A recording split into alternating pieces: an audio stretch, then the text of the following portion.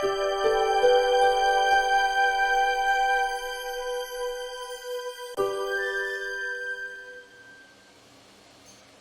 everyone, we're back in the workshop with Robert, our Chief Mechanical Engineer. Right.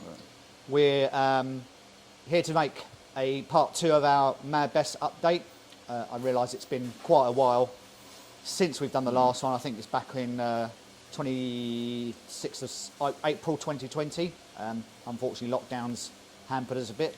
But quite a lot's been happening with Mad Bess over the last year or so. Quite a lot of progress, so it's about time we did another update. And Robert is here. Hello, Robert. Hello, Murray. So can you give us a brief overview before we have a look round and tell us where we are from when we last filmed back in April of 2020? So yes, from 18 months ago or so now nearly.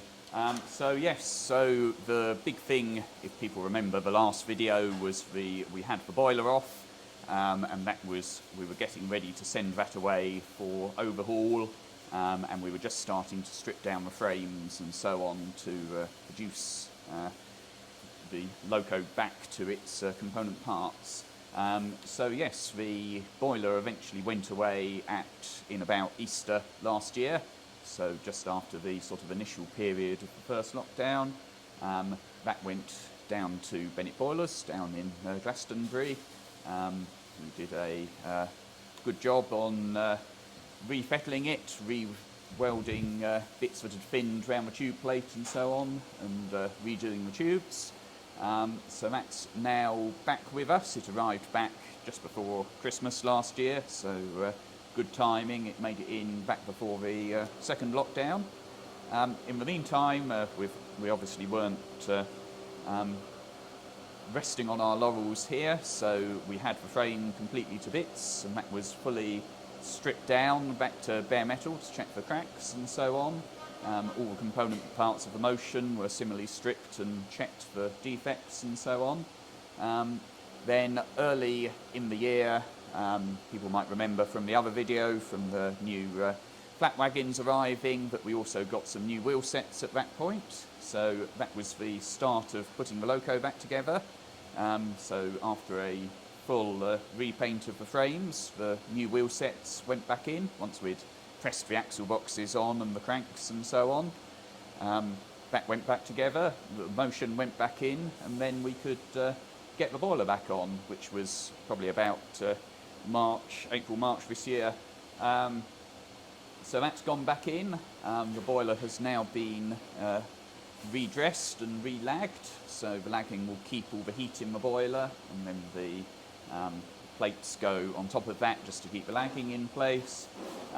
Most of the motion, as I say, has been refitted. The inside motion went in before we put the boiler back on, because it's a bit tricky to get to after. And we've redone the cylinders, those were all refettled and everything else, and back together. The rods are nearly back on, but we'll have to wait for sort of when we're quite close to completion for that, because it's quite tricky moving it round before that. But yeah, that's briefly what's been happening, but let's go and have a look at what's actually the case on the loco. So we're now at the front of the steam engine, and Robert can just show us clearly what's been done in the front with the boiler. You can see the boiler's back on the engine, and show us what some of the work they did down at the boiler works. Please, Robert. Yep, so here we go. Here's the front tube plate of the boiler. You can just see behind the superheater elements here. So all of this nice shiny metal here is new weld, where they've built up the metal of the tube plate where that was thinning. You can see as well all these nice shiny ends of the tubes here. Those are the new tubes they put in, which was a bit of a job because they had to obviously rebore all the holes where they'd welded up the tube plate, but also turned out they had to rebore the holes in the firebox end as well to get things to sit nicely. But hopefully that will set us in good stead for the future when we next come to replace tubes, which hopefully will be 10 years time or so, a little over. So yes, the boiler is back in the frames. You can just see here, here's the plates holding the lagging in. You might just be able to see the lagging underneath it, but those are in, and will keep the boiler nice and toasty when we get that far. As I say, the superheaters are in. We're having a bit of a rejig of some of the pipe work as we're going back together. So we have some new ports here, which will eventually provide the new feed for oiling to the cylinders and so on. There's a new port out of here that will connect to a new snifting valve that avoids vacuum in the superheater when we're drifting without steam on and so on. And yes, and there's a few bits and pieces, as you can see here, waiting to go back. Glass pipe and everything else. Obviously it's a bit easier doing the work in the smoke box while that's not in place, so that's sitting there ready to go. But if we have a look around here, we can see we've got the cylinders virtually back together. Well, the cylinders themselves are back together, the piston valves up here, the front's still only loosely on there because we'll need that off for setting the valves in due course. But yes. And did the pistons need any work inside? We've done a limited amount of work on the pistons. We've done a bit of remachining the arrangement where they're attached to the piston rods, just to recenter where the piston itself sits within the cylinder. But yes, beyond that wasn't too much work. We've done new neck rings at the back so they won't leak so much anymore. And we've obviously repacked those and everything else as part of putting the thing back together. But yes, it's all coming together, at least at the top front end. It's a bit difficult while the boiler's on, obviously, but we're now focusing on the motion, and I gather that's all had a refurbishment and a repaint, Robert? Yep, that's right. So this is all now nice and tight together. So there we go, we'll go into full forward gear there. We've had to rejig some of the parts to correct some geometrical issues with the motion that were a long-standing issue with the loco. They were there from when it was constructed. Hopefully now this will mean that when we go into reverse, it does actually the loco starts to go, as opposed to getting some additional things. So there we go. So yeah, as you can see, everything's neat and the loco is rolling away. It shows how free everything is. So yes, those are the bits that will drive the piston valves and everything else, and let us chuff along in due course. So just going back to the boiler work, Robert, obviously they had the tubes replaced, you've already explained, but there's been quite a major change with the regulator arrangement, and we can see in the top of the what will be the dome some new parts sticking out. Could you explain what they did there, please? Yes, so well, this was manufactured here, but then was fitted up down in Somerset there.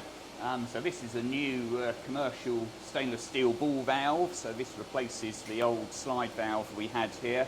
The problem with a slide valve is you have a tremendous amount of pressure on the face of the slide valve, which makes it difficult to get past the sort of opening position, and you have to provide a tremendous amount of force on the lever to do things. So hopefully with the ball valve, things will be a bit easier to operate. We've beefed up the operating mechanism quite significantly, and yes, hopefully this will allow the loco to be teeny-weeny bit more controllable, and frees up the steam passages and everything else. The other major thing is you can actually see this now at the top of the dome. Previously the old slide valve was down inside, so hopefully we might get fewer problems now with carrying over of water into the steam pipe. Which is always a risk on the steam loco. If you get water surging and everything else, it can actually overtop into the dome and into the steam pipe, and at that point it gets turned into steam into the superheaters, and there's not much you can do for the next 5 minutes. But yeah, another thing that will hopefully sort some issues out. And now we're at the working end of the boiler, what I call the working end. This is well, I'll let Robert explain, but this is the other half of what we were just talking about with the linkage and the regulator. So Robert, if you just take us through what's new on here, and any of our viewers that have seen Mad Bess in steam before might notice something completely different on the regulator side. Yes, so it's all new all the time here at the back now. So as you see, as a new, originally we had a large box that came out here which had a fore and aft regulator lever which one could use to control the opening of the regulator in the dome. That's now gone because we're, instead of fore and aft, we're going round and about, so it wouldn't have suited with the new regulator arrangement. So instead we've got this new handle here, and as I say, new gland and everything else, capably machined in-house and so on. So that will now allow us to open and close the regulator at will, and as I say, hopefully a little easier than the old arrangement. I mean, not being under steam, but it's operating on one finger, which can't be bad. Be a bit stiffer under steam, but hopefully not too much. And that's in the closed position at the moment. So that's right, yes. That's not moving. So the further you push it to your left, that'll be opening and more acceleration. It's effectively, yeah. That's the idea. It's to conform with our other locos, where you push all the controls away from you to get to the stopped position. It also makes it easier for the fireman to arrest the progress of the loco if required.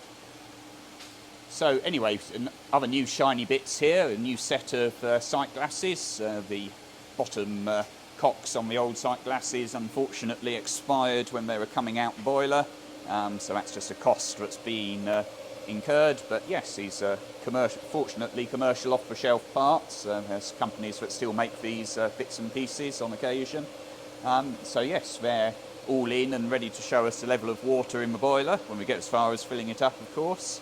And then up here on the top we've got the steam manifold valve, which we replaced about 5 years ago or so that's still got plenty of life in it. And the newly overhauled steam manifold ready to accept a bit of plumbing once we start to get the bodywork on. Now, we talked about the engine so far, which is where the boiler and the driving wheels are. But as we can see here, this is what was our tender, but it's missing quite a few bits, and there's a lot of bits on it that are not supposed to be there. Yeah. So if you'd like to run us through what you're doing with the tender, please, Robert. So yes, as Murray says, we've got various bits temporarily housed here as we continue the work on the loco, but otherwise the tender's been stripped right back down to the frames. We've had it right back to this condition so we could decide what approach to take with certain things, because there is a bit of a twist in the frames on this tender, so it needed to have a think about whether we had a look at trying to straighten that or just trying to compensate for it in the springing or whatever. We'll probably take the latter course of action, but in the meantime it forms a handy workbench for some things, like for example the slides here that go on the slide bars that the pistons operate and ultimately operate the connecting rods, and various other bits and pieces retained from the original. So for example, here's the safety valve waiting to go back on the dome when that comes back on, and everything else, which will hopefully not be too long.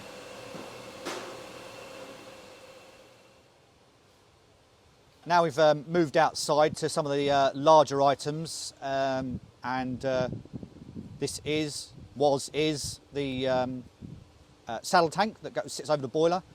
And as you can see, Robert, you've done quite a lot of work on this, and tell us about the inside, which we can't see, and what you've been doing over the last few weeks with it. Well, yes, exactly. So as you can see, we've decided to virtually take it back to bare metal. There's a few areas where rusting was occurring and everything else, so we could have tried to take the existing paint back selectively, but the trouble is, by the time we've filled and everything else, it makes a much better job of it to almost start from first principles again.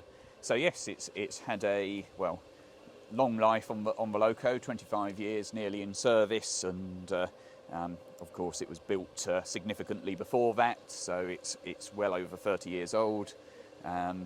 The inside is of course full of water the whole time, or water and air depending on how full it is, which is the ideal combination for rusting the inside of it. And the outside obviously gets everything that normally falls on the loco on it as it travels around the railway. So yes, we've taken it right back, use of Scotch-Brite pads and everything else. Everything is now being primed, as you see here. It's a bit of an awkward shape to do, unfortunately, so one has to do it in stages. But also critically as well, we've painted the inside, or rather we've filled up the inside with paint, sloshed it around, and then poured out the excess, which seems to have worked well enough, and hopefully will stop any rust and anything else migrating down towards the injectors, which has a tendency to stop them working. And just ingeniously, I noticed a few weeks ago, but over a course of 2 or 3 weekends, before you painted the inside, you rigged up an ingenious, I don't know how you could describe it, electrical derusting system. So in order to derust the ins, obviously the trouble with this saddle tank is we can only get in through this hole here. The entire front of the saddle tank is completely inaccessible unless we decided to cut a hole in it. So what we ended up doing is sticking a anode in here, which was just an iron fence pole essentially. Made the whole tank a cathode, so attached it to the negative side of the big battery charger we've got here, and fill the whole tank up with washing soda and everything else, and that makes a nice electrolytic cell that transfers all the oxide products from the tank, from the cathode, onto the anode, which was the pole.